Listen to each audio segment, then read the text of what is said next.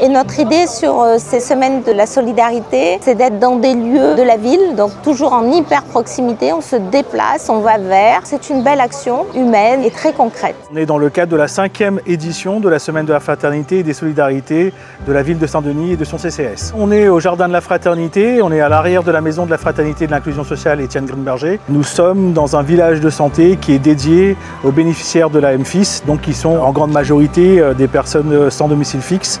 Et puis on a un projet phare à l'intérieur de ce village, c'est l'association AIO qui porte une vraie lutte contre la précarité menstruelle, parce qu'on ne règle pas l'action sociale et les solidarités que par des budgets ou par des dispositifs. Alors l'objectif de cette journée, c'est de mettre en avant des actions nouvelles un peu innovantes, comme celles qu'on fait aujourd'hui. La précarité menstruelle, c'est un enjeu majeur de santé publique et l'objectif, c'est de pouvoir redonner de la dignité aux femmes, de parler peut-être de sujets un peu tabous auxquels on n'aurait peut-être pas l'occasion de parler, de briser un peu la glace et leur apporter surtout toute l'attention dont elles ont besoin. On est intervenu pour justement parler tout ce qui est cycle menstruel, élever un petit peu les tabous là-dessus.